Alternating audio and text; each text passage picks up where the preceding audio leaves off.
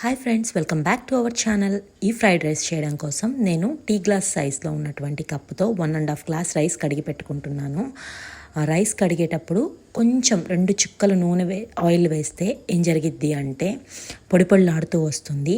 ఈ రైస్ ఒక అరగంట సేపు నానితే ఇంకా పొడిపొళ్ళాడుతూ వస్తుంది. చాలామంది నిమ్మరసం యాడ్ చేస్తారు, నేను యాడ్ చేయట్లేదు. ఇలా హై ఫ్లేమ్ మీద విజిల్స్ వచ్చిన తర్వాత ఆపేయండి.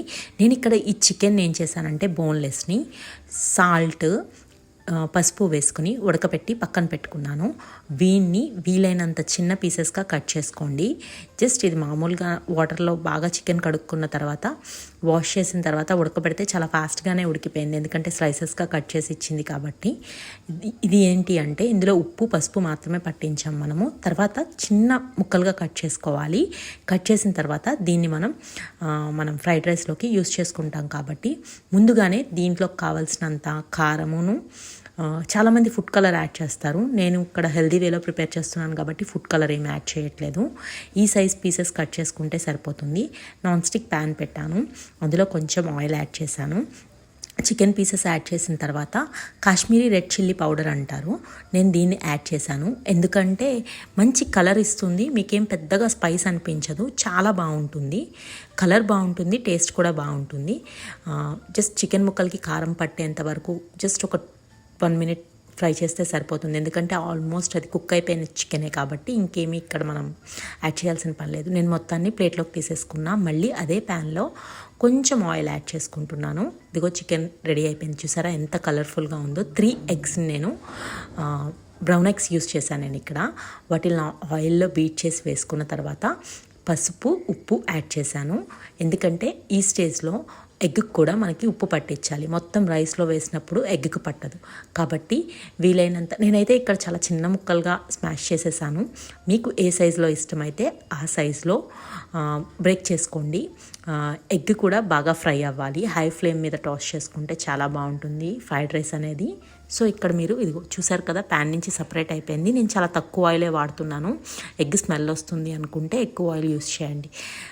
చూపించిన జింజరు గార్లిక్ని ఇట్లా చిన్న చిన్నగా చాప్ చేసుకోవాలి.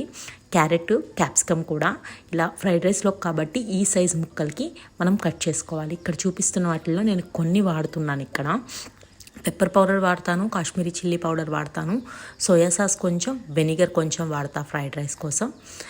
చిల్లీ సాస్ ఏం పెద్దగా యూస్ చేయట్లేదు. నేను కుక్కర్ విజిల్ తీసి చూపించాను, చూసారు కదా రైస్ ఎంత బాగా కుక్ అయిందో, పొడిపొళ్ళాడుతూ ఉంది. మళ్ళీ ప్యాన్ పెట్టుకుని మనం కొంచెమే 1 స్పూన్ ఆయిల్ వేసిన తర్వాత ఏం చేస్తామంటే గార్లిక్, మనం కట్ చేసుకున్నటువంటి అల్లం ఉంది కదా, అల్లము క్యాప్సికము క్యారెట్ ఇవన్నీ ప్యాన్లో యాడ్ చేసి కొంచెం సాల్ట్ వేసి ఫ్రై చేస్తాము. అవి కొంచెం మెత్తబడిన తర్వాత మనం pepper powder Kashmiri chilli powder add చేయాలి. అవి కూడా ఈ ముక్కలన్నిటికీ బాగా పట్టాలి. ఆయిల్లో ఫ్రై అయితేనే టేస్ట్ చాలా బాగుంటుంది. పెప్పర్ పౌడర్ కానీ కారం కానీ. కాశ్మీరీ చిల్లీ పౌడర్ ఎందుకు యూస్ చేస్తున్నానంటే మంచి టేస్ట్ వస్తుంది. చూపించాను కదా, 1/2 cup soya sauce, 1 full cup అంటే మనకు ఆ మెజరింగ్ ఏం కాదు, జస్ట్ పైన లిడ్ ఉంది కదా అదే వాడుతున్నాను. 1 full కప్ వెనిగర్ యాడ్ చేశాను. యాడ్ చేసిన తర్వాత ఆల్రెడీ కుక్ అయిన రైస్ని తీసుకుని నేను దీనికి యాడ్ చేసేస్తాను.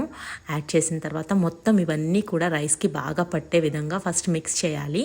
మిక్స్ చేసుకున్న తర్వాత ఏం చేయాలంటే మనకు కావాల్సినటువంటి సాల్ట్ యాడ్ చేయాలి. ఎందుకంటే మనం అన్నం ఉడికించేటప్పుడు ఏమీ సాల్ట్ యాడ్ చేయలేదు కదా, ఇన్కేస్ అక్కడ యాడ్ చేస్తే ఇక్కడ అవసరం లేదు. సాల్ట్ యాడ్ చేసిన తర్వాత మనం ఏం చేయాలి, మొత్తం రైస్ అంతా హై ఫ్లేమ్ మీద టాస్ చేస్తూ ఉండాలి. కొత్తిమీర నీట్గా వాష్ చేసుకుని చిన్న చిన్నగా కట్ చేసుకోండి. మీ దగ్గర స్ప్రింగ్ ఆనియన్స్ ఉంటే అవి కూడా యాడ్ చేసుకోండి, ఫ్రైడ్ రైస్కి అవి మంచి టేస్ట్ ఇస్తాయి. నా దగ్గర ప్రెజెంట్ అయితే లేదు, నేను వాడట్లేదు.